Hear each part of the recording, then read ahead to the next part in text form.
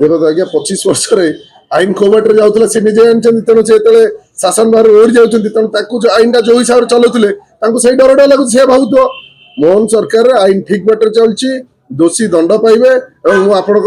Channel माध्यम गोटे कथा कहबी एपरी दुर्घटना न घटा जाऊ लोक प्रतिनिधि भी हूँ साधारण जनता हूँ समस्त प्रति संवेदनशील रहू समस्ते मिसिकी केमती कार्य करे लक्ष्य रखा जाऊ। बहुत बहुत धन्यवाद। मु